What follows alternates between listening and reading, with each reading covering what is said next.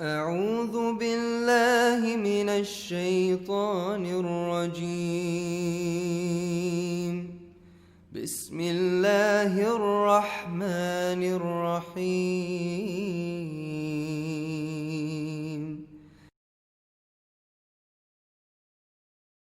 أعوذ بالله من الشيطان الرجيم.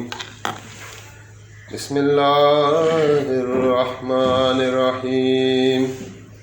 وعباد الرحمن الذين يمشون على الأرض هونا وإذا خاطبهم الجاهلون قالوا سلاما والذين يبيتون لربهم سجدا وقياما والذين يقولون ربنا اصرف عنا عذاب جهنم إن عذابها كان غراما إنها ساءت مستقرا ومقاما والذين إذا أنفقوا لم يسرفوا ولم يقتروا وكان بين ذلك قواما والذين لا يدعون مع الله إلها آخر ولا يقتلون النفس التي حرم الله إلا بالحق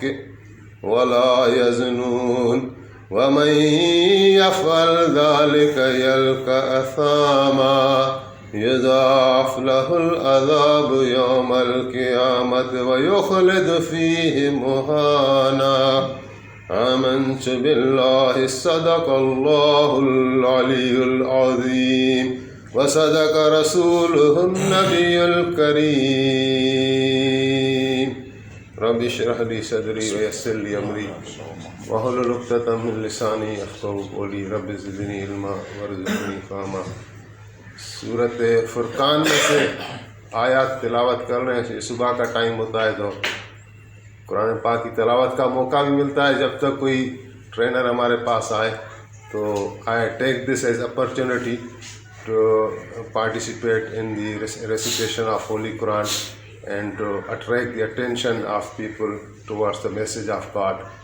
May Allah give us all strength to learn Quran and to practice it and to preach it. تو اللہ تعالیٰ کی حمد و ثنا ہے. پوری کائنات کا خالق، مالک اور پالنے والا ہے. وہ کسی کا محتاج نہیں ہے، بلکہ پوری کائنات میں کوئی چیز ایسی نہیں ہے جو اس کی محتاج نہ ہو. ہر چیز کو اللہ تعالیٰ نے بنایا اور پھر اپنے قبضہ قدرت میں رکھا. تو کوئی ایسی مخلوق نہیں ہے جو از خود ایسا کوئی کام کر سکے. اللہ تعالیٰ نے قرآن کریم میں کہیں فرمایا کہ کوئی بھی ایسی یعنی چلنے پھرنے والی چیز نہیں ہے جس کی پیشانی جو ہے وہ اللہ کے ہاتھ میں نہ ہو. تو وہ زمین ہو، وہ آسمان ہو. ایک جگہ فرمایا والسماوات مطویات بیمینہ، جتنے بھی آسمان ہیں اللہ کی ایک مٹھی میں ہے. والارض جمیعا قبضتہ، اور جو زمین ہے وہ ساری کی ساری اللہ کے قبضے میں ہے. تو اللہ تعالیٰ بنانے والا ہے، اللہ تعالیٰ چلانے والا ہے. اللہ تعالیٰ کی ذات لامحدود ہے. انسان اس کو اپنے عقل سے، اپنے حواس خامسہ سے سمجھ نہیں سکتا. ہاں اتنا ضرور ہے کہ جتنا اللہ تعالیٰ نے تعارف کرا ہے اس پر ہم ایمان لاتے ہیں کہ اللہ کی ذات وحدہ لا شریک لہ ہے. جس طرح اس نے تعارف اپنا کرا ہے اللہ تعالیٰ اپنی ذات میں وحدہ لا شریک لہ ہے، کوئی شریک نہیں. اللہ تعالیٰ اپنی صفات میں لا شریک لہ ہے، کوئی اس کا شریک اور ثانی نہیں ہے. بعض اوقات الفاظ وہی ہوتے ہیں جیسے اللہ تعالیٰ کے نام ہے رؤوف و رحیم. تو اللہ تعالیٰ نے یہ رؤوف و رحیم نام اپنے حبیب کو بھی دیے، قرآن کریم میں دیے کہ نبی علیہ السلام نے کے لیے فرمان ہے اللہ تعالیٰ کا کہ یہ مومنوں کے لیے رؤوف بھی ہیں، رحیم بھی ہیں، یعنی رحم کرنے والا اور انتہائی شفقت کرنے والا. تو یہ اللہ تعالیٰ کے بھی نام ہے. لیکن جب بھی الفاظ وہی ہوں گے لیکن جب اللہ تعالیٰ کے لیے استعمال کیے جائیں گے تو ان کا مفہوم، ان کی وسعتیں اللہ تعالیٰ کے شان کے مطابق ہوں گی. اور جب نبی علیہ السلام کے لیے یا کسی بھی مخلوق کے لیے استعمال کی جائیں گی تو ان کا دائرہ اور وہی ہوگا. کہ باقی ساری مخلوق اللہ کی محتاج ہے، اللہ کسی کا محتاج نہیں. الفاظ اور جملے وہی ہو سکتے ہیں لیکن معنی اور مفہوم میں اتنا ہی فرق رہے گا جتنا کہ خالق اور مخلوق کا فرق ہے. اس سے یعنی کوئی شرک کا فتویٰ نہ لگائے کہ یہ یعنی تھوڑی سمجھ کی بات ہے. تو اس کے بعد نبی کریم صلی اللہ علیہ وآلہ وسلم پر درود و سلام.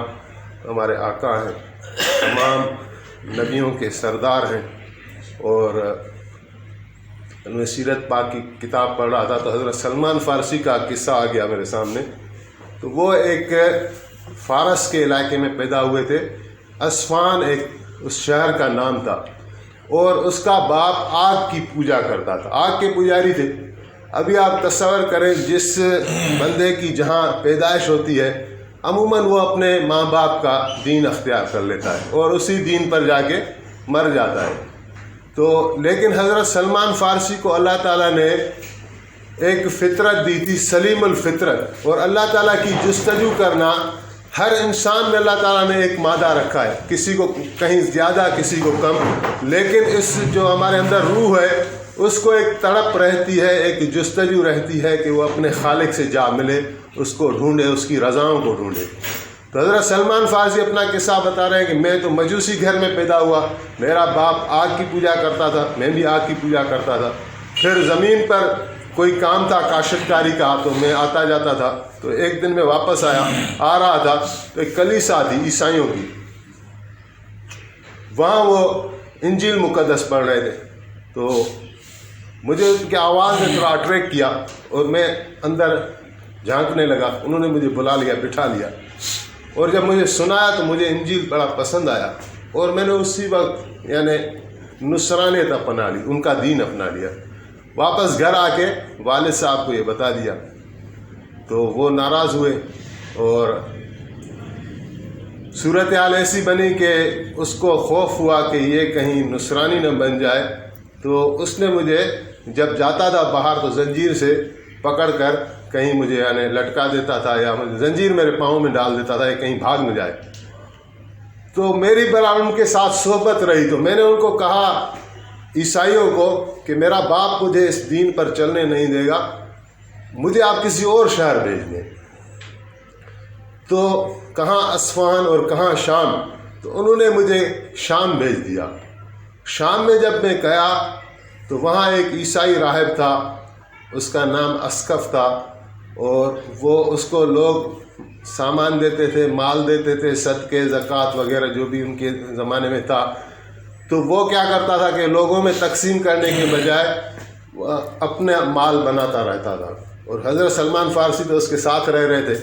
تو بڑا مجھے اس سے نفرت ہو گئی، تو یہ تو خائن ہے، خیانت کرنے والا ہے. کچھ دنوں کے بعد وہ جب مر گیا تو لوگ آئے تو میں نے ان کو بتایا کہ یہ تو مال اس طرح جمع کرتا تھا. 7 مٹکے سونے کے اس نے بھرے ہوئے تھے، وہ کہیں رکھے ہوئے تھے کلیسا میں. تو ان لوگوں نے دیکھا تو پھر اس کو دفن نہیں کیا، اس کو جو ہے سولی پر چڑھا دیا. تو سلمان فارسی کی طرف بتا رہا ہوں. پھر وہ وہاں سے کسی دوسرے، پھر تیسرے، پھر چوتھے یعنی راہبوں کے پاس رہتا گیا. آخر میں جب ایک راہب تھا، وہ یعنی روم کا تھا، ایموریا شہر کا نام لکھا ہوا ہے، وہاں کا تھا. وہاں جب اس کی وفات ہو رہی تھی تو سلمان فارسی نے اس کو کہا کہ اب مجھے آپ کس کے حوالے کر رہے ہیں، میری تربیت اور تعلیم کون کرے گا؟ تو اس نے کہا کہ بات یہ ہے کہ ابھی ایسا زمانہ آ گیا ہے کہ کوئی ایسا عالم راہب میری نظر میں نہیں ہے جو واقعی خدا ترس ہو، اللہ سے ڈرتا ہو. بس ابھی وہ زمانہ ہے قریب کہ نبی آخر زمان کا ظہور ہوگا، اور وہ جو دین اور شریعت لائیں گے وہ تمام ادیان پر بھاری ہوگی. یعنی آدم علیہ السلام سے لے کر عیسیٰ علیہ السلام تک اللہ تعالیٰ نے ساروں کو میسج دیا، وحی دی. لیکن اس نے کہا کہ جو ابھی نبی آ رہا ہے اس کو جیسا کلام ملے گا، جیسی شریعت ملے گی ویسی کسی کو نہیں ملی، اس کی شان ہی الگ ہے. اس کا زمانہ ابھی آ گیا ہے اور اس کی نشانی یہ ہے کہ وہ ہجرت کرے گا ایسے شہر میں جہاں کھجور بہت زیادہ ہوگی، اور اس کی نشانی یہ ہے کہ وہ صدقہ نہیں کھائے گا، اور اس کی نشانی یہ ہے کہ وہ تحفہ لے گا، صدقہ نہیں لے گا. اور دونوں شانوں کے درمیان پیٹھ پر اس پہ مہر ثبت ہوگی اللہ تعالیٰ کی طرف سے، یعنی پیٹھ پر آپ کے کندھوں مبارک پر لکھا ہوتا تھا محمد رسول اللہ صلی اللہ علیہ وسلم. تو حضرت سلمان فارسی آپ ابھی خود تصور کریں جو عالم اور راہبوں کے پیچھے دین کی خاطر، اللہ کی رضا کی خاطر بھاگ رہا تھا، جب اس کو یہ پتہ چلا ہوگا تو اس کو حضور کے لیے کتنا اشتیاق اور محبت پیدا ہوئی ہوگی، اور وہ وہاں سے ہی اس نے سفر شروع کیا اور کرتے کرتے مکے میں پہنچ گیا۔ لیکن مکے والے لوگوں نے اس کے ساتھ جو ہے راستے میں ہی اس کے ساتھ دغا ہوئی اور اس کو غلام بنا کر بیچ دیا، اور آگے پھر دوسروں نے بیچ دیا۔ کرتے کرتے یہ مدینے میں ایک یہودی کے پاس آ گیا بطور غلام، اور یہودی نے اس کو کام پر لگا لیا۔ بولا جب کھجور کے درخت پر چڑھا ہوا تھا، کام کر رہا تھا، تو اس میرے جو آقا تھا سردار یہودی، اس کے پاس کوئی اس کا کزن آیا اور کہنے لگا کہ انصار جو ہیں مدینے کے خزرج اور اوس والے، یہ ایک شخص کو لے کر آئے مکے سے، اور وہ شخص نبوت کا دعویٰ کر رہا ہے۔ تو یہ بات جیسے میرے کانوں میں پڑی تو مجھے ایسا شوق اور جوش ہوا، وہ تو پہلے بھی چھپایا ہوا تھا اندر میں، تو میرے جی میں آیا کہ میں درخت کو چھوڑ دوں، چھلانگ لگاؤں۔ لیکن جلدی جلدی میں اتر آیا اور ان سے کہا کہ آپ کیا بات کر رہے ہو؟ تو بولا میرے سردار نے بہت زبردست چاٹا مجھے لگایا کہ جاؤ تم اپنا کام کرو، تمہارا ان باتوں میں کوئی کام نہیں ہے۔ پھر وہ کہہ رہے ہیں کہ رات کا کوئی حصہ ہوا، کھجور تھی، وہ میں لے کر حضور کی مجلس کو ڈھونڈ کر جا کے حضور کی بارگاہ میں پہنچ گیا، اور میں نے کہا کہ یہ صدقہ ہے یا رسول اللہ۔ تو آپ نے صحابہ کو فرمایا کہ صدقہ کھا لے۔ صحابہ نے کھا لیا۔ اگلے دن پھر میں کھجور لے کر گیا اور میں نے کہا یا رسول اللہ یہ تحفہ ہے۔ یہ وہ ٹیسٹ کر رہے تھے جو صاحب نے بتایا تھا، تو فرمایا کہ یا رسول اللہ آپ کے لیے تحفہ لایا، اور فرما رہے ہیں کہ 21 کھجور تھی میرے پاس جو میں لے گیا تھا، اور حضور نے وہ خود بھی کھائی اور صحابہ کو بھی کہا کہ کلو بسم اللہ، اللہ کے نام سے کھاؤ۔ تو کھاتے گئے، اور جب مجلس برخاست ہوئی تو وہ 21 گٹھلیوں کی بجائے میں نے گنی تو وہ 1000 گٹھلی تھی، 1000 سے بھی زیادہ تھی۔ اتنی میں نے برکت حضور کی مجلس میں دیکھی۔ پھر فرمایا کہ اگلے دن کسی صحابی کا انتقال ہو گیا تھا، حضور اس کی تجہیز اور تدفین میں مصروف تھے، قبرستان میں تھے، تو میں بھی پیچھے پیچھے حضور کو دیکھ رہا تھا۔ تو آپ نے اچانک میرے پر نظر کرم فرمائی، اور آپ نے اپنا چولا مبارک جو تھا، قمیص، وہ پیچھے سے ہٹا دی، وہ مہر نبوت دکھائی۔ وہ اس کے ذہن میں تھا اور حضور کو پتہ ہے اس کے ذہن میں کیا چل رہا ہے۔ تو میں اس کو جا کے میں نے چوم لیا اور کلمہ پڑھ لیا، اشہد اللہ الہ الا اللہ اشہد ان محمد رسول اللہ صلی اللہ علیہ وسلم۔ پھر حضرت ابو بکر صدیق نے جو ہے اس کو بولا مجھے کپڑے دیے اپنے، اور نبی علیہ السلام نے پھر مجھے آزادی کا سبب بنایا اور یہودیوں سے آزاد کرا لیا، اور پھر وہ حضور کی خدمت میں رہے، محبت میں رہے۔ ایک مقام ایسا آ گیا کہ انصاروں نے کہا کہ سلمان منا، سلمان ہمارا ہے، انصار ہے۔ مہاجروں نے کہا کہ نہیں، سلمان منا۔ مہاجرین نے کہا کہ سلمان ہمارا ہے، ہمارے ساتھ کام کرے۔ تو رسول اللہ نے فیصلہ فرمایا کہ سلمان منا اہل البیت۔ آپ نے فرمایا سلمان ہم اہل بیت میں سے ہے، نہ مہاجرین میں سے ہے نہ انصار میں سے۔ البتہ اہل بیت نہیں ہے، لیکن رسول اللہ نے جوڑ دیا۔ یہ بھی ایک عجیب، آپ دیکھیں گے کہ نوح علیہ السلام کا بیٹا ہے، اللہ تعالیٰ جب وہ نافرمان تھا تو ایک موج آئی اور اس کو غرق کر کے لے گئی۔ تو نوح علیہ السلام کو بڑا دکھ ہوا، بیٹا بیٹا ہوتا ہے، 950 سال اس پر محنت کی، لیکن وہ مسلمان نہیں ہوا۔ تو اللہ تعالیٰ سے غم کی شکایت کی کہ یا اللہ یہ تو میرا بیٹا تھا، میرا اہل تھا۔ تو اللہ تعالیٰ نے فرمایا کہ نہیں، لیس من اہلک، قرآن پاک میں کہ یہ تمہارے اہل میں سے نہیں ہے، وہ بس نکال دیا اللہ تعالیٰ نے۔ تو اسی طرح حضور کی ایک اپنی گھر والی تھی، بی بی صفیہ نام ہے، ام المومنین رضی اللہ تعالیٰ عنہ۔ وہ یہودیوں کے گھر پیدا ہوئی تھی، اور حضور کا بڑا کوئی دشمن تھا، حیی ابن اخطب، اس کی بیٹی تھی۔ تو ایک مرتبہ حضور اپنے گھر تشریف لائے تو بی بی صاحبہ وہ رو رہی تھی۔ تو آپ نے فرمایا کیوں، کیا ہوا صفیہ؟ تو اس نے عرض کی کہ یا رسول اللہ وہ آپ کی جو بیویاں ہیں نا قریش والی، وہ مجھے کہہ رہی ہیں کہ تم یہودی ہو اور یہودی کی بیٹی ہو اور ہم تم سے افضل ہیں۔ تو آپ نے ان کو تسلی دی، آپ نے ان کو فرمایا کہ تم ان کو کہو کہ تم میرے سے کس طرح افضل ہو کہ میرا باپ موسیٰ علیہ السلام ہے، میرا چاچا ہارون علیہ السلام ہے اور میرا شوہر محمد علیہ السلام ہے، تم میرے سے افضل کیسے ہوگی؟ تو بیوی صاحبہ نے جا کے وہی ان کو جب جواب بتایا تو وہ بیویاں سمجھ گئی. پھر حضور اگلی مرتبہ جب گھر آئے تو قریش والی بیویاں کہہ رہے ہیں حضور آپ ہمیں یہ تو بتائیں کہ اللہ تعالیٰ نے آپ کو رسول اور نبی بنا کر انسانوں کے لیے بھیجا ہے یا بیویوں میں آپس میں جھگڑے کرانے کے لیے بھیجا ہے؟ تو حضور نے کیا ہوا کہ اب صفیہ نے ہمیں یہ جواب دیا ہے اور ہم سمجھتے ہیں کہ صفیہ کا تو نہ علم اتنا ہے نہ عقل اتنا ہے، اس کو آپ نے ہی پڑھایا ہے. تو حضور مسکرائے. تو یہ گھر میں بہرحال ہوتی رہتی تھی. تو کہنے کا مقصد ہے کہ یہاں نبی علیہ السلام نے حضرت سلمان کا اتنا شان بڑھا دیا کہ فرمایا کہ سلمان منا اہل البیت، اور پھر فرمایا ایک حدیث میں کہ لوگ جنت کے مشتاق ہیں، لیکن جنت مشتاق ہے کن کی؟ علی کی، سلمان کی، ابو ذر کی، مقدار کی. 4 ان کے نام بھی ہیں. تو ہر ایک کی الگ الگ شان ہے، اور ملی کیسے؟ حضور کی نسبت سے، حضور کی محبت سے، حضور کی پیروی سے ان کو یہ مقامات ملے. تو سورۃ فرقان تلاوت کی، والذین یبیتون لربہم سجدا وقیاما والذین یقولون ربنا اصرف عنا عذاب جہنم ان عذابها کان غراما انها ساءت مستقرا ومقاما والذین اذا انفقوا لم یسرفوا ولم یقتروا وکان بین ذلک قواما.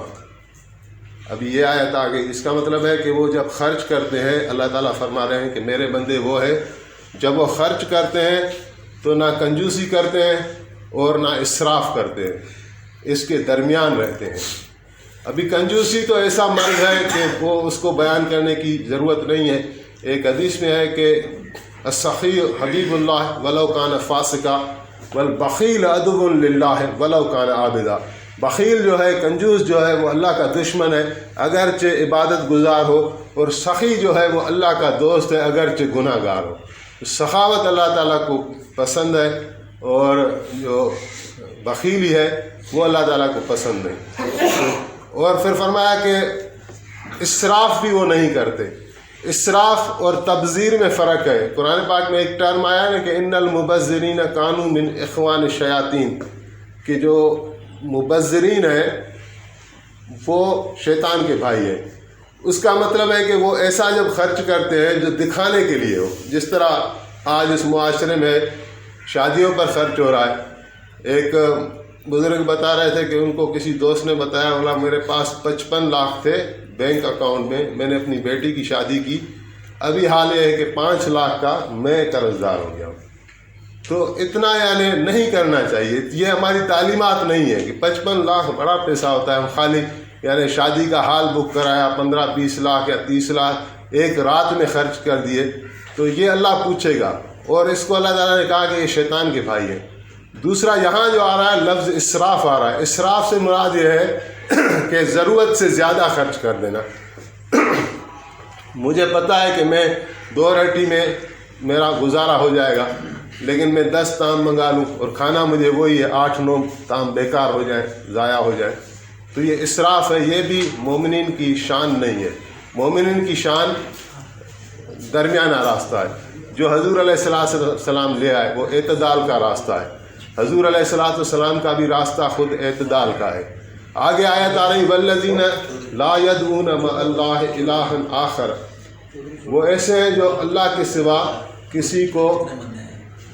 کسی دوسرے کو اللہ سمجھ کر نہیں پکارتے.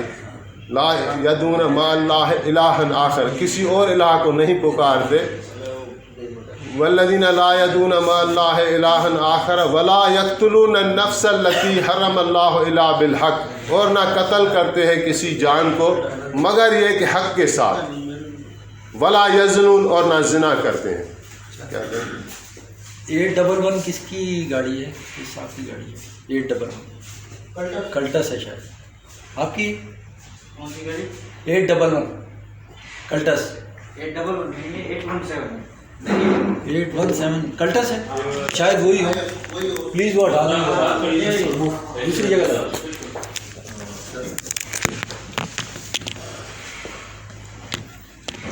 اچھا آگے آیت یہی آ رہی ہے والذین نہ وہ اللہ کے سوا یعنی کسی کو اور کو پکارتے، شرک وہ نہیں کرتے، قتل وہ نہیں کرتے، زنا وہ نہیں کرتے. یعنی یہ 3 ایسے گناہ ہیں، ان کو ایک سیکوینس کے ساتھ بیان کیا گیا. پہلا شرک، دوسرا قتل اور تیسرا زنا.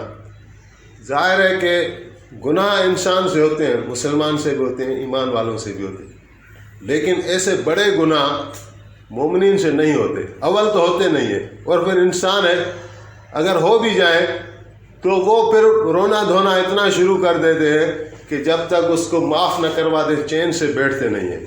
تو معافی کا دروازہ تو خیر کھلا ہوا ہے، لیکن اللہ تعالیٰ نے فرمایا کہ وہ میرے بندے جو ہیں وہ نہ شرک کرتے ہیں، نہ قتل کرتے ہیں، نہ زنا کرتے ہیں. وَمَن يَفْعَلْ ذَلِكَ، اور جو بھی یہ کرے گا، یلق اثاما، وہ ایک بڑے گناہ سے جا کے ملے گا. یضاعف لہ العذاب، اس کے لیے عذاب کو دگنا کیا جائے گا، ضرب دی جائے گی. وَيُخْلَدُ فِيهِ مُهَانًا، اور رسوا کر کے اس کو جہنم میں ذلیل کر کے داخل کیا جائے گا. الا من تاب، سوائے ان کے جس نے توبہ کی، وآمن وعمل صالحا، اور ایمان لے آیا اور نیک اعمال شروع کر دیے. فَأُولَٰئِكَ يُبَدِّلُ اللّٰهُ سَیِّئَاتِهِمْ حَسَنَات، تو اللہ تعالیٰ ان کے لیے تبدیل کر دے گا ان کے گناہ ان کی نیکیوں میں. واللہ غفور الرحیم، کیونکہ اللہ تعالیٰ ہے ہی غفور الرحیم. تو ان آیات کا ایک بڑا بیک گراؤنڈ بھی ہے. حضور علیہ السلام نے جب یہ آیت پڑھ رہے تھے تو مسکرا رہے تھے.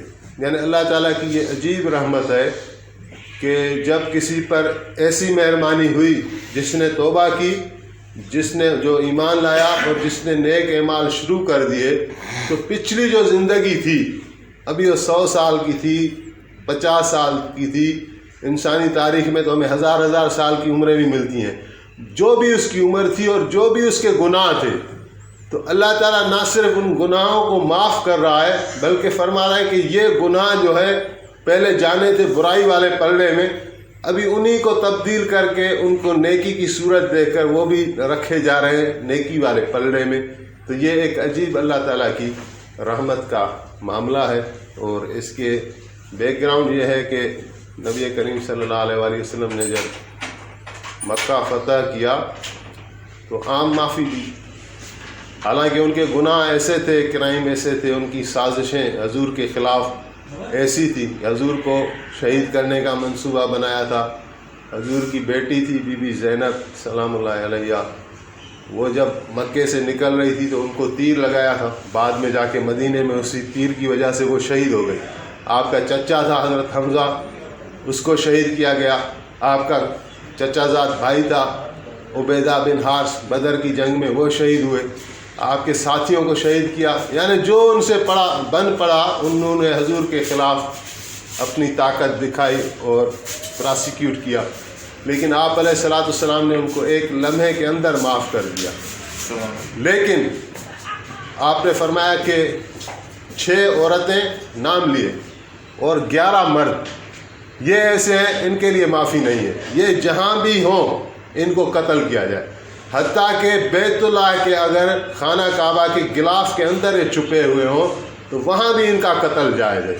یہ جو عرب میں بھی رسم تھی، خانہ کعبہ کا احترام کرتے تھے، تو عرب میں بھی پرانے دور میں بھی جائز نہیں تھا کہ خانہ کعبہ کے اندر قتل کیا جائے. لیکن رسول اللہ نے فرمایا کہ وہ خانہ کعبہ کی حرمت اس لمحے میرے لیے حلال کی گئی، تو یہ کہیں بھی ہے تو ان کو قتل کریں. اس میں ایک وحشی تھا اور وہ حضرت حمزہ کا قاتل تھا. حضرت حمزہ کو شہید کیا تھا، اس کا بھی بلیک وارنٹ جاری ہوا تھا کہ اس کو بھی یعنی قتل کرنا ہے. تو وہ بھاگ گیا. اور لوگ جب وفد بنا کر مسلمان ہونے کے لیے آ رہے تھے تو یہ بھی اپنا چہرہ کسی رومال وغیرہ سے چھپا کر ان لوگوں میں شامل ہو گیا جو بیعت کرنے کے لیے مسلمان ہونے کے لیے آ رہے تھے.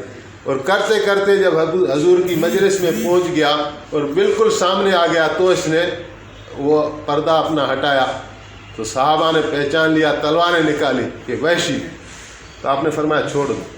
آپ کی رحمت نے یہ گوارا نہیں کیا کہ ایک شخص چل کر میرے پاس آئے ابھی میں اس کو قتل کروں. آپ نے فرمایا چھوڑ دو.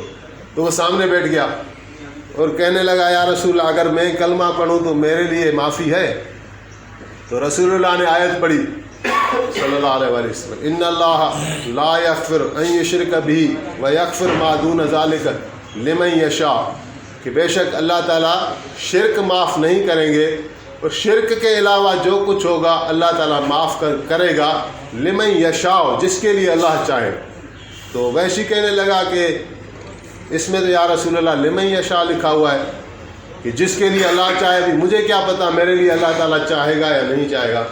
تو آپ نے یہ صورت فرقان والی یہ آیت تلاوت کی کہ الا من تاب و آمن و عمل صالحا، کہ جس نے توبہ کی، جو ایمان لایا اور جس نے نیک اعمال کیے۔ تو یہ کہنے لگا کہ توبہ اور ایمان کے بعد اس میں تو عمل صالح کا شرط ہے، یا رسول اللہ مجھے کیا پتہ آگے زندگی میں عمل صالح کر سکوں گا یا نہیں کر سکوں گا۔ تو اسی وقت حضرت جبریل آئے اور ایک تازہ آیت لے کر آئے، میرے خیال میں سورۃ زمر کی آیت ہے کہ قل یا ایھا الذین اسرفوا علی انفسہم لا تقنطوا من رحمت اللہ ان اللہ یغفر الذنوب جميعا انہ هو الغفور الرحیم، کہ اے وہ لوگوں جنہوں نے اپنے آپ پر حد سے زیادہ ظلم کیا ہے، ان کو آپ فرمائیں میرے حبیب کہ آپ اللہ کی رحمت سے مایوس نہ ہوں، کیونکہ اللہ تعالیٰ تمام کے تمام گناہ معاف کرنے والا ہے، اور اللہ تعالیٰ ہے ہی غفور الرحیم۔ تو جا کے اس وحشی نے کلمہ پڑھا اور سچے دل سے مسلمان ہوا، سچے دل سے توبہ کی، اور دعا لی حضور سے کہ یا رسول اللہ میں چاہتا ہوں کہ میں اسلام کی جنگ میں اسلام کے نام پر میں شہید ہو جاؤں۔ تو آپ نے دعا فرمائی، اور یہ جو ہے جو مسلمۃ الکذاب تھا، جھوٹا نبی جس نے دعویٰ کی تھی، اس کے ساتھ جب مسلمانوں کی جنگ ہوئی تو اس کو بھی وحشی نے قتل کیا تھا، اور وہی نیزہ ہاتھ میں تھا جس سے حضرت حمزہ کو شہید کیا تھا۔ تو پھر کہنے لگا کہ اللہ تعالیٰ نے یہ میرے سے اتنا بڑا کام لے لیا، اور میں امید کرتا ہوں کہ یہ اس کام کا کفارہ ہو جائے گا جو میں نے حالت کفر میں کیا تھا۔ حالانکہ اللہ تعالیٰ نے معاف کر دیا، اللہ کے رسول نے معاف کر دیا۔ تو بندہ ابھی سوچے یہ کتنی بڑی بات ہے کہ کیسے کیسے گناہ اللہ تعالیٰ نے معاف کیے ہیں، اور ہم اگر چھوٹے بڑے گناہ کرتے ہیں تو ہم فوراً مایوس ہو جاتے ہیں کہ بس ابھی ہماری طبیعت سے تو گناہ نکلنے والے ہی نہیں، اور راستہ یعنی چھوڑ دیتے ہیں۔ راستہ چھوڑ دینا، عمل چھوڑ دینا، یہ مایوسی ہے، اور مایوسی کفر ہے۔ اللہ تعالیٰ معاف کرنے والا ہے، تو جو بھی ہے اگر میرے میں کوئی گناہ ہے تو اس کا مطلب یہ نہیں کہ میں ساری نیکیاں بھی چھوڑ دوں۔ اگر میرے اندر گناہ ہے تو مجھے اور زیادہ ضرورت ہے نیکی کرنے کی۔ حضرت علی کا بھی فرمان ہے کہ جب آپ میں کوئی گناہ سرزد ہو جائے تو اس کے بعد فوراً کوئی نیکی کیا کرو، وہ نیکی اس گناہ کا بدلہ ہو جائے گی، اس گناہ کو مٹا دے گی۔ تو یہی ہے الا من تاب و آمن و عمل صالحا فاولئک یبدل اللہ سیئات حسنات وکان اللہ غفور رحیم ومن تاب و عمل صالحا فانہ یتوب الی اللہ متابا۔ پھر اگلی آیت نے بتایا کہ جو ایمان لایا اور جس نے توبہ کی وہ بے شک اللہ تعالیٰ کی طرف لوٹ کر چل گیا۔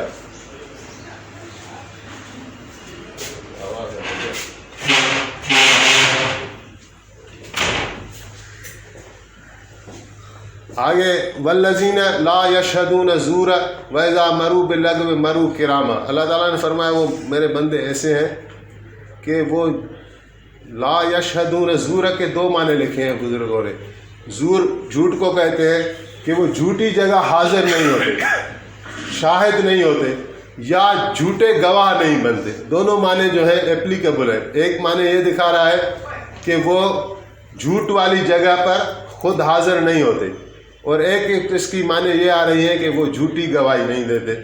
جھوٹی گواہی ان 9 بڑے گناہوں میں انلسٹڈ ہے جو رسول اللہ صلی اللہ علیہ وسلم نے فرمایا گناہ کبیرہ ہیں، تو ایک جھوٹی گواہی بھی ہے۔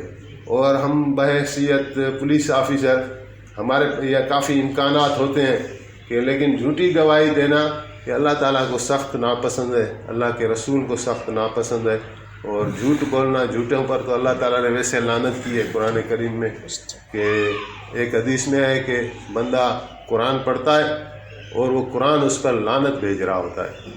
تو آج کے معاشرے میں ہم دیکھیں قرآن پڑھتے ہیں صبح صبح، اور پھر جب اپنا کاروبار کرتے ہیں تو وہاں جھوٹ بولتے ہیں، جب ہم کاروبار کرتے ہیں کسی کو دھوکہ دیتے ہوتے ہیں، جب ہم اپنی نوکری کرتے ہوتے ہیں کسی کے ساتھ ظلم کر رہے ہوتے ہیں، تو ظالموں پر اللہ تعالیٰ نے قرآن میں لعنت کی ہوئی ہے، جھوٹ بولنے والوں میں اللہ تعالیٰ نے قرآن میں لعنت کی ہوئی ہے۔ تو وہ قرآن پڑھ رہا ہے اور ساتھ میں وہی کام کر رہا ہے، تو اس حدیث کا مصداق بن جاتا ہے کہ رسول اللہ نے فرمایا کہ بعض لوگ قرآن پڑھتے ہیں اور قرآن ان پر لعنت بھیج رہا ہوتا ہے۔ تو والذین لا یشہدون الزور وَإِذَا مَرُوا بِاللَّغْوِ مَرُوا کِرَامًا، اور جب ان کا گزر کسی لغویات پر ہوتا ہے، کسی بیکار چیز پر ہوتا ہے، تو وہ شرافت کے ساتھ گزر جاتے ہیں۔ اس میں بھی بڑا ایک میسیج ہے۔ عام طور پر لوگوں کی عادت ہوتی ہے کہ رسوائی کے موقع پر جمع ہو جاتے ہیں۔ مثال کے طور پر مسجد میں سے ایک بندے نے، کوئی ہیروئن ہی تھا، کوئی کیسا تھا، چپل چرا لی اور دوسرے نے پکڑ لیا۔ اب اس بیچارے کو 2-3 گھیرے میں لا کر جوتے لگا رہے ہوتے ہیں، اور جو راستے والے گزر والے ہوتے ہیں وہ جا کے کھڑے ہو جاتے ہیں، میں کھڑا ہو گیا، وہ کھڑا ہو گیا، وہ کھڑا ہو گیا۔ تو یہ ایک رسوائی کا موقع ہے۔ ایسے موقعوں پر مومن کی شان نہیں ہے کہ خواہ یعنی تماشی بن کے، تماش بین بن کر دیکھتا رہے۔ حضرت علی نے فرمایا کہ ان چہروں پر پھٹکار ہو جو ہر رسوائی کے موقع پر جمع ہو جاتے ہیں۔ نہیں، کسی کی بے عزتی ہو رہی، کسی کی تذلیل ہو رہی، ہم خواہ دیکھنے کے لیے کھڑے ہو جائیں، یہ مناسب نہیں۔ اگر ہم کوئی پارٹ پلے کر سکتے ہیں تو وہ کریں، جس طرح حدیث میں ہے کہ ظالم اور مظلوم دونوں کی مدد کریں۔ تو صحابہ نے پوچھ لیا کہ یا رسول اللہ، مظلوم کی تو مدد سمجھ میں آ رہی ہے، ظالم کی مدد کیسے کریں؟ تو آپ نے فرمایا اس کو ظلم سے روکو، یہ اس کی مدد ہے۔ اگر ہم ایسا کوئی کام کر سکتے ہیں تو پھر دیکھنا یا انوالو ہونا اچھا ہے، اور خالی تماش بین بن کر۔ اور اس میں خالی یہ بھی نہیں ہے، یعنی جو بھی لغویات ہیں، بیکار کے کام ہیں، ان میں مشغول ہونا مومن کی شان نہیں ہے۔ والذین لا یشہدون الزور وَإِذَا مَرُوا بِاللَّغْوِ مَرُوا کِرَامًا والذین اذا ذکروا بآیات ربہم لم یخروا علیہا صما وعمیانا، جب ان کو اپنے رب کی آیات بتائی جاتی ہیں یا اپنے رب کی آیات سے نصیحت کی جاتی ہے، تو لم یخروا علیہا صما وعمیانا، تو اس پر وہ بہرے اور اندھے نہیں بن جاتے۔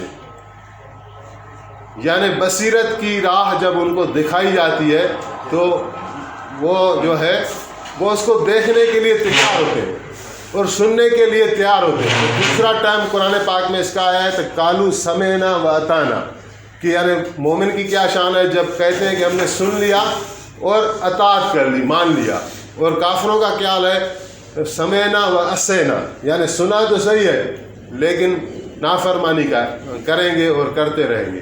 تو مومن کی اللہ تعالیٰ نے یہ شان یہاں یہ بتائی کہ والذین اذا ذکروا بآیات ربہم لم یخروا علیہا صما وعمیانا والذین یقولون ربنا هب لنا من ازواجنا وذریاتنا قرۃ اعین واجعلنا للمتقین اماما، اور وہ اللہ سے مانگتے ہیں، کیا مانگتے ہیں؟ یا اللہ ہمیں اپنی گھر والیوں سے اور ہمیں اپنی اولادوں سے آنکھوں کی ٹھنڈک نصیب فرما، اور ہمیں متقی اور پرہیز لوگوں کا پیشوا بنا۔ ربنا هب لنا من ازواجنا وذریاتنا قرۃ اعین واجعلنا للمتقین اماما اولئک یجزون الغرفۃ بما صبروا ویلقون فیہا تحیۃ وسلاما خالدین فیہا حسنت مستقرا ومقاما۔ تو اللہ تعالیٰ نے ان نیکیوں کو، جو ابھی دوبارہ بھی میں گنواؤں گا اگر ٹائم بچا تو، جو صفات بیان کی گئیں اس آیات میں، اللہ تعالیٰ نے ان ساروں کو ایک لفظ کے اندر ابھی جمع کر دیا کہ اولئک، ان کو یجزون، جزا دی جائے گی، بما صبر، کیونکہ انہوں نے صبر کیا۔ یہ سارا یعنی ایک لفظ میں اللہ تعالیٰ ساری صفات کو صبر کے ساتھ لے کر آئے کہ اولئک یجزون الغرفۃ بما صبروا، ان کو محل دیے جائیں گے کیونکہ انہوں نے صبر کیا۔ وَيُلَقَّوْنَ فِيهَا تَحِيَّةً وَسَلَامًا، اور ان کو جو ہے ان گھروں میں یعنی سلام اور سلام کہا جائے گا۔ دنیا کے اندر لوگ بڑے مکان بناتے ہیں نا، بڑے بڑے محل، لیکن اس میں سلامتی کی کوئی گارنٹی نہیں ہوتی کہ یہ اس میں کتنا رہے گا۔ کہ اس میں بیماری نہیں آئے گی، اس میں موت نہیں آئے گی، اس میں ڈکیتی نہیں لگے گی، کوئی سلامتی نہیں، کوئی گارنٹی نہیں۔ اس کے برعکس قرآن پاک یہ کہہ رہا ہے کہ جب ان کو محل دیے جائیں گے تو ان کو سلامتی بھی دی جائے گی اور ان کو سلام بھی، یعنی فرشتے سلام کہیں گے، یہاں تک کہ سورہ یاسین میں ہے کہ سلام قولا من رب رحیم، کہ اللہ تعالیٰ خود کہے گا کہ تمہارے اوپر سلام ہو۔ تو یہ مومن کی شان ہے۔ ابھی یہ 11 صفات ہیں میرے خیال میں جو اس میں گنوائی گئی۔ سب سے پہلے اللہ تعالیٰ نے کہا کہ وہ عاجزی کرتے ہیں، یعنی تکبر ان میں نہیں ہوتا۔ دوسرے نمبر پر کہا کہ وہ جاہل لوگوں سے الجھتے نہیں۔ تیسرے نمبر پر فرمایا کہ راتیں ان کی سجدے اور قیام میں گزرتی ہیں۔ چوتھے نمبر پر فرمایا کہ جب وہ خرچ کرتے ہیں، چوتھے نمبر پر فرمایا کہ وہ دعا مانگتے ہیں کہ وہ یا اللہ ہم کو جہنم کے عذاب سے بچا دے۔ اور پانچویں نمبر پر فرمایا کہ جب وہ خرچ کرتے ہیں تو میانہ روی کو پیش نظر رکھتے ہیں۔ چھٹے نمبر پر 3 گناہ گنوائے گئے کہ وہ بڑے کبیرہ گناہ ہیں اور وہ مومن نہیں کرتا۔ اس میں شرک تھا پہلے نمبر، دوسرا نمبر قتل، تیسرا نمبر زنا، اور پھر توبہ اور توبہ کے فضائل بتائے گئے کہ گناہوں کے کتنے بھی انبار ہوں، لیکن کوئی شخص جب توبہ کرتا ہے، اللہ کے یہاں ایمان لے آتا ہے، تو سارے کے سارے اللہ تعالیٰ گناہ معاف کر دیتے ہیں۔ اس میں ایک مرتبہ جبریل امین آپ کی خدمت میں حاضر ہوئے اور عرض کرنے لگا، یا رسول اللہ تعالیٰ کہہ رہے ہیں کہ آپ کی امت میں سے اگر کوئی مرنے سے 1 سال پہلے توبہ کر لے تو اس کی توبہ قبول ہے۔ تو رسول اللہ نے فرمایا 1 سال تو بہت بڑا، اللہ تعالیٰ سے کہو کہ کم کر دیں اس کو۔ تو حضرت جبریل واپس گئے اور حضور کی درخواست لے کر گئے، پھر واپس آئے، پھر کہنے لگے کہ اللہ تعالیٰ کہہ رہا ہے کہ 6 مہینے۔ تو حضور نے فرمایا نہیں، 6 مہینے بہت بڑے ہیں، اللہ تعالیٰ کو کم کریں عرصہ۔ تو وہ پھر چلا گیا، پھر کہہ رہا ہے اللہ تعالیٰ کہہ رہا ہے 1 مہینہ۔ آپ نے فرمایا نہیں، 1 مہینہ بھی بڑا ہے، میری امت اس پر استقامت نہیں کر سکے گی۔ تو اب کرتے کرتے والا 1 دن، آخر میں ایک اس پر آ گیا، 1 لمحہ، ایک یعنی سات کہتے ہیں 20-21 منٹ کے ایک فاصلے کو علماء نے لکھا ہے۔ تو اس پر جو کہ آپ نے فرمایا کہ ٹھیک ہے، یعنی مرنے سے پہلے توبہ کا اصول یہ ہے کہ عذاب کو یوں نہ دیکھ لے بالکل، کیونکہ زمینوں اور آسمانی عذاب آتے ہیں گناہوں کی وجہ سے۔ اگر بالکل عذاب نے جکڑ لیا تو توبہ قبول نہیں ہے۔ اس طرح تو فرعون نے بھی توبہ کی ہے، قرآن پاک میں سورۃ یونس میں لکھا ہوا ہے کہ اس ایک آیت میں 3 مرتبہ وہ کہہ رہا ہے کہ میں موسیٰ علیہ السلام کے رب پر ایمان آیا، وہ رب جو اکیلا ہے۔ تو اللہ تعالیٰ کہہ رہا ہے کہ الآن وقد عصیت من قبل، کہ ابھی تم ایمان لے آ رہے ہو جبکہ عذاب تم کو گھیر چکا ہے اور اس سے پہلے تم نافرمان تھے۔ اگر ایسے عذاب دیکھ لیا یا موت دیکھ لیا تو پھر توبہ قبول نہیں ہے۔ باقی اس سے پہلے جو ہے 1 لمحہ بھی پہلے بھی اگر وہ توبہ کرتا ہے تو اللہ کی بارگاہ میں وہ قبول ہے۔ اور پھر آگے فرمایا کہ وہ جھوٹی شاہدی نہیں دیتے یا جھوٹی جگہوں پر حاضر نہیں ہوتے۔ اور پھر آگے فرمایا جب اللہ تعالیٰ کی نصیحت ان کو کی جاتی ہے تو اس نصیحت پر نہ تو وہ بہرے بن کر بیٹھ جاتے ہیں نہ اندھے بن کر بیٹھ جاتے ہیں۔ مومن کی یہ شان نہیں کہ اللہ کا قرآن سنایا جائے اور رسول اللہ کا فرمان سنایا جائے اور سن کر بھی وہ عمل نہ کرے۔ ایک پردے کی آیت نازل ہوئی تو حضور کی مجلس میں ایک صحابی نے سنی کہ عورتوں کے لیے ابھی پردہ آ گیا۔ وہ وہاں سے اٹھا تو ایک عورت آ رہی تھی انصار کی، تو اس نے کہہ دیا کہ آپ کا نا ابھی اس طرح گھومنا بند ہو گیا، آپ کے لیے پردے کی آیت آ گئی۔ تو اس کے ساتھ بچہ بھی تھا، تو عورت کونے میں بیٹھ گئی، بچے کو کہا گھر سے چادر لے آؤ۔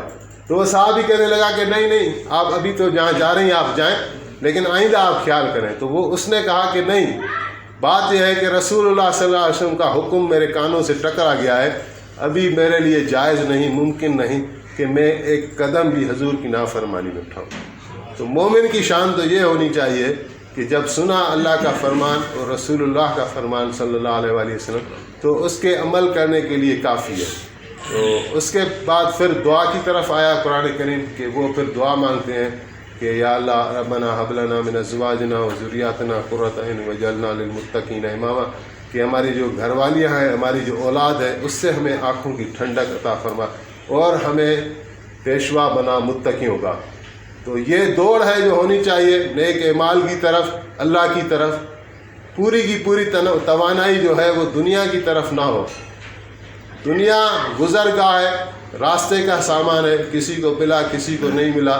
ضرورتیں اللہ تعالیٰ نے عام کر دی ہیں، یعنی ضرورتوں کو پورا کرنا اللہ تعالیٰ نے عام کیا ہوا ہے.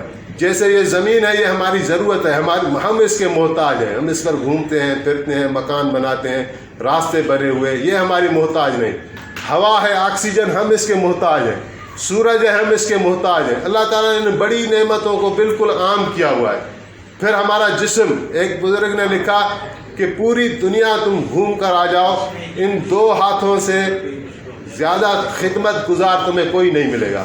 کتنا بڑے سے بڑا بادشاہ بن جائے، اس کے 1000 خادم ہو، لاکھ خادم ہو، لیکن فرمایا جس طرح یہ 2 ہاتھ تمہاری خدمت کرتے ہیں ایسا کوئی خادم نہیں ملے گا، اور ان 2 پیروں سے بڑھ کر تمہیں کوئی سواری نہیں ملے گی. تو اللہ تعالیٰ نے بڑی نعمتوں کو بالکل عام تقسیم کر دیا، اور باقی جو چھوٹی نعمتیں ہیں وہ ان میں تقسیم کر دی، چھوٹی بڑی تفریق کر دی، تاکہ دنیا کا چرخہ بھی چلتا رہے، چھوٹا بڑا نہ ہو. گھر میں، دفتر میں تو نظام کیسے چلے گا؟ تو بات لمبی ہو گئی. بس اللہ سے دعا ہے کہ ہمیں اور آپ کو اس کی عمل کی توفیق عطا فرمائے.